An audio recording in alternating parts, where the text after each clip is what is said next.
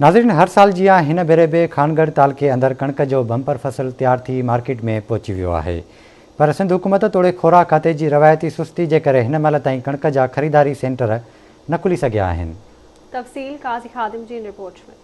हर साल जियां हिन भेरे बि खानगढ़ तालुके अंदर कणिक जो बम्पर फसल तैयार थी मार्केट में पहुची चुको आहे, पर सिंध हुकूमत तोड़े ख़ोराक खाते जी रिवायती सुस्ती जे करे हिन माल ताईं कणिक जा सरकारी ख़रीदारी मर्कज़ न खुली सघिया आहिनि ऐं न ई आबादगारनि खे बारदाणो मिली सघियो आहे। ख़रीदारी मर्कज़ न खुलण करे आबादगार सस्ते अघ ते कणिक विकिरो करण ते मजबूर आहिनि, पर हिन माल ताईं अख़्तियारनि को बि नोटिस न वरितो आहे। इन हवाले सां हितां जे आबादगारनि आवाज़ न्यूज़ सां पंहिंजा वीचार वंडीदे चयो आहे त कणिक जा सरकारी ख़रीदारी मर्कज़ न खुलण सबबि वापारी ॿिन्ही हथनि सां फुरे रहिया आहिनि, जंहिं करे वॾो नुक़सान थी रहियो आहे। असां चवंदा हिन वक़्तु उहे खुलनि ऐं जेकॾहिं न खुलिया त असां त रुली वेंदा ते असांखे महांगे अघ सां ॾिनी वई आहे कणिक ऐं असां को सस्ते अघ ते वठी वञनि था।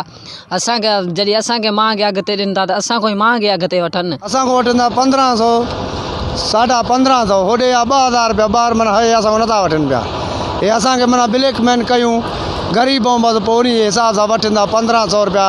हे मन ते 500-700 रुपया कमाईंदा हेठिया वापारी।